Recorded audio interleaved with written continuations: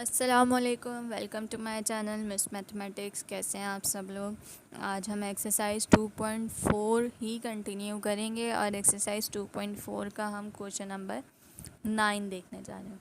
तो देखते हैं क्वेश्चन नंबर 9 क्या कह रहा है। कहा जा रहा है the line through 6, -4 and -3, 2 is parallel to the line through 2, 1 and 0, y। Find y। तो देखिए इसकी फिगर बहुत आसान है, आप लोग खुद बनाएंगे। बात पैरेलल की हो रही है।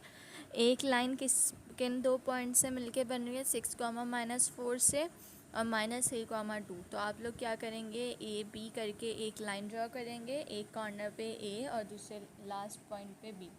उसी के नीचे आप लोग सेम डिस्टेंस पे दूसरी लाइन ड्रॉ करेंगे, जिस पे एक पॉइंट पे 2, 1 आ जाएगा और दूसरे पॉइंट पे 0, y आ जाएगा। आप लोगों ने क्या मालूम करना है, y मालूम करना है। सॉल्यूशन की हेडिंग डली the slope of a line. अब कहा जा रहा है जो पहले हम क्या करेंगे, दोनों लाइंस का स्लोप कैलकुलेट करेंगे, क्योंकि दोनों लाइंस एक दूसरे के क्या हैं, पैरेलल हैं। तो उसके बाद हम दोनों लाइंस के स्लोप को एक दूसरे के इक्वल रख देंगे। इससे पहले जो क्वेश्चन होगा वो आप लोगों को पता है कैसे हुआ होगा, सही है। तो देखें 6, 4 और -3, 2 की जो लाइन बन रही है, हमने उसे कहा कि वो m1 है, मतलब उसका स्लोप क्या है, m1।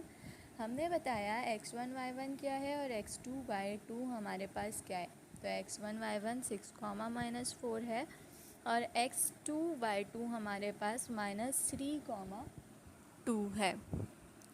तो ये सारी चीज़ें, मतलब x1 की वैल्यू, x2 की वैल्यू, y1 की वैल्यू, y2 की वैल्यू, इन सबको m1 के इस फार्मूला में आप लोगों ने पुट कर देना है।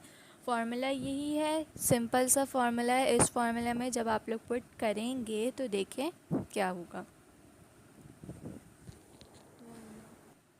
तो आप लोगों ने m1 के फार्मूला में सारे वैल्यूज़ को पुट किया और आप लोगों ने बता दिया कि आप लोगों का स्लोप क्या आ रहा है, -2/3। ये आप लोग का m1 आ गया। सेम एज इट इज़ आप लोग m2 का स्लोप कैलकुलेट करेंगे। m2 के लिए आप लोग के पास 2 पॉइंट्स होना ज़रूरी है, क्योंकि ये क्या लाता है, 2 पॉइंट स्लोप फार्मूला। तो एक पॉइंट आपके पास है 2, 1 और दूसरा पॉइंट है 0, y। तो आपने लिखा m2 is equals to y2 - y1/x2 - x1। आप लोग ये फार्मूला भी लिख सकते हैं। इधर जो फार्मूला लिखा हुआ है वो अकॉर्डिंग टू गिवन वर्टिसेस लिखा हुआ है, क्योंकि ये 2, 1 x3 y3 है और 0, 4 x4 y4 है, इसलिए आप लोग वही फार्मूला लिखें और सिंपल x1 और x2 मतलब 2, 1, 0 y की वैल्यूज़ पुट कर दीजिए। तो हमने यहाँ सिंप्लीफाई किया और m2 हमारे पास आ गया। सिंप्लीफाई होने के बाद y -1/-2 लिखा है। Lines are parallel. ये जो दो लाइन्स है इसका मतलब होता है पैरेलल की बात हो रही है। पैरेलल हैं तो इनके स्लोप्स कैसे होंगे, एक दूसरे के इक्वल होंगे। तो m1 को इक्वल रखा, m2 के m1 की वैल्यू आप लोग पहले कैलकुलेट कर चुके थे, जो थी -2/3 और m2 आप लोगों ने यहाँ कैलकुलेट कर लिया था y -1/2। अब ये बाहर माइनस साइन क्यों लिखा है, देखिए डिनोमिनेटर में कभी भी माइनस नहीं होता, उसका मतलब होता है वो न्यूमरेटर में। तो हमने राउंड ब्रैकेट लगा के माइनस साइन को न्यूमरेटर में ही लिखा है। खैर उसके बाद माइनस माइनस को कैंसिल कर दिया,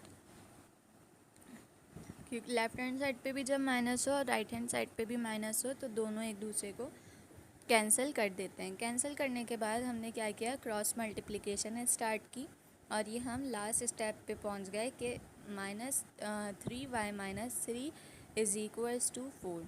और सिंप्लीफाई करने के लिए -3 को राइट हैंड साइड पे ले गए और क्या किया, y की वैल्यू हमने कैलकुलेट कर दी। लास्ट स्टेप देखिए बिल्कुल 7/3। तो आप लोग का यहाँ पे सिंपल सा आंसर आ गया 7/3।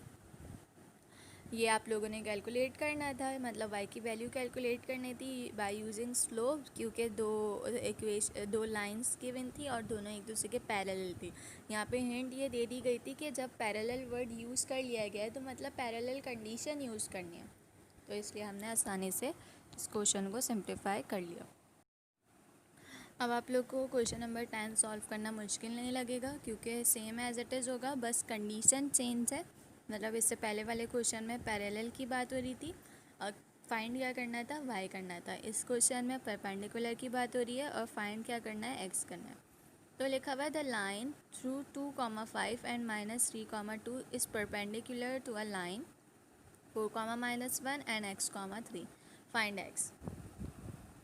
तो देखिए सबसे पहले फिगर आप लोग खुद ड्रॉ करेंगे। एक लाइन हमारी किससे बन रही है, 2,5 और -3,2 से। दूसरी लाइन बन रही है 4,-1 एंड x,3 से।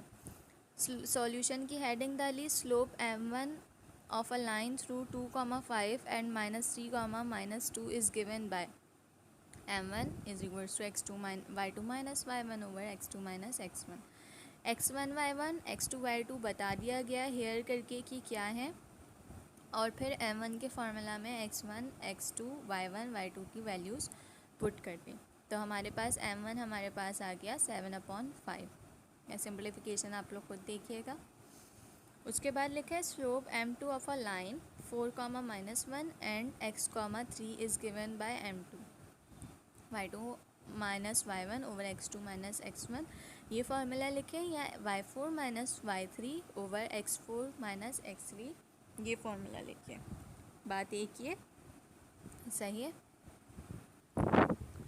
तो हमने m2 कहा कि ये जो दूसरी लाइन का स्लोप होगा वो m2 होगा। x3 y3 x4 y4 हमने बता दिया, और सिंपल आप लोगों ने इसको फार्मूला में पुट कर दिया। जब फार्मूला में पुट करेंगे तो m2 बहुत इजीली कैलकुलेट हो जाएगा। तो देखिए m1 m2 जब आ जाए तो हमने लिखा है since lines are perpendicular to each other. तो परपेंडिकुलर वाली कंडीशन आप लोगों ने लिखी, m1 m2 is equals to -1। m1 था हमारे पास 7/5 और m2 आप लोग खुद कैलकुलेट करते, जो कि होता 4/x-4, सही है, और इज इक्वल्स टू के राइट हैंड साइड पे -1।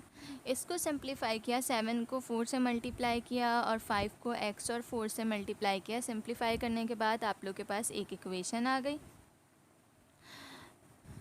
इक्वेशन को फर्दर सिंप्लीफाई किया तो आप लोग के पास x आराम से आ गया, और वो आ गया हमारे पास -8/4। तो ये हमने यहाँ पे x मालूम कर लिया। मतलब आज जो हमने क्वेश्चन किए वो 9 और 10 के, एक में पैरेलल कंडीशन यूज़ किया और दूसरी में परपेंडिकुलर। तो देखिए क्वेश्चन नंबर 11 क्या है, सेम वैसे ही है, थोड़ा सा चेंज है। कहा जा रहा है स्लोप्स की हेल्प से आप लोग प्रूफ करें कि ये जो 3 पॉइंट्स हैं, ये तीनों पॉइंट्स मिलके क्या एक राइट ट्रायंगल बना रहे हैं या नहीं। तो सबसे पहले एक राइट ट्रायंगल आप लोग ड्रॉ कर लीजिए, सही है। उसके बाद ABC नाम दे दीजिए वर्टिसेस को। फिर देखें अब ट्रायंगल है तो उसमें 3 लाइंस होंगी, सही है, AB और C।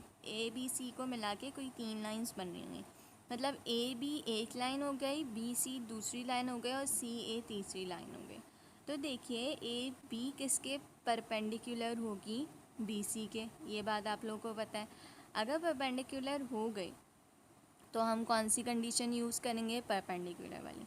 तो सबसे पहले आप स्लोप कैलकुलेट कर लीजिए ए बी का। m1 is equals to y2 minus y1 over x2 minus x1। Simple सा है, x1 x2 y2 x1 y1 x2 y2 मालूम किया हुआ है, क्वेश्चन में गिवन है, बता दिया ये होते हैं। m1 के फार्मूला में इन सब को पुट कर दिया तो m1 आ गया आपके पास 5/9।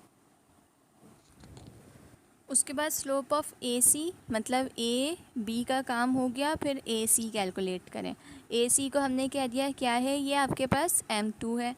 m2 का स्लोप आप लोगों ने कैलकुलेट किया, क्या आ गया 7/2। अब लास्ट आप लोग के बचा है AB भी हो गया, AC भी हो गया और BC बच गया। तो BC का स्लोप आप लोग के पास क्या आ जाएगा, सिंप्लीफाई किया BC के स्लोप को तो वो आ गया -2/7।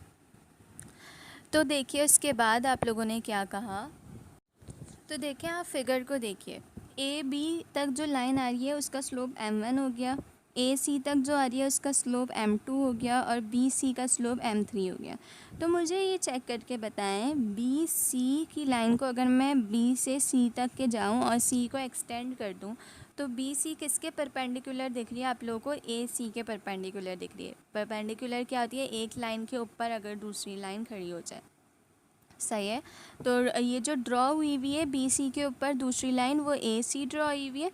तो हम लोगों ने देखा कि बी सी और ए सी परपेंडिकुलर हैं, मतलब M2 और M3 जो है एक दूसरे के परपेंडिकुलर है। तो देखिए यहाँ जो M3 लास्ट आप लोगों ने कैलकुलेट किया है वो क्या किया है? -2/7।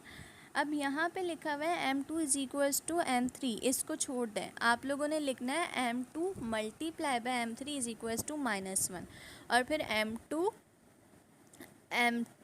और M3 को जब मल्टीप्लाई करें और अगर आपका आंसर -1 आ गया, इट्स मीन ये दोनों एक दूसरे के परपेंडिकुलर हैं। और अगर ये दोनों एक दूसरे के परपेंडिकुलर हैं तो ये एक राइट ट्रायंगल बनाएंगे। राइट ट्रायंगल क्या होता है? जिनमें दो लाइंस का जो एंगल हो वो कितना हो? 90 डिग्री हो। तो हमने देखा सिंप्लीफाई जब किया है M2, ये देखिए यहाँ पे सेकंड स्टेप पे M2 is equals to M3 लिखा है, इसको क्रॉस करते हैं। सिर्फ क्या करना है? M2 मल्टीप्लाई बाय M3, उसका आंसर क्या आना चाहिए? -1। हमने देखा जब मल्टीप्लाई किया तो -1 आया, इसीलिए हमने कहा AC and BC are perpendicular on each other, एक दूसरे के परपेंडिकुलर है। तो मेजर जो एंगल सी पे जो एंगल बन रहा है वो कितना बन रहा है? 90 डिग्री। और 90 डिग्री कब बनता है? जब राइट ट्रायंगल हो। तो हमने कह दिया कि ये तीनों वर्टिसेस मिला के एक राइट ट्रायंगल बना रहे हैं।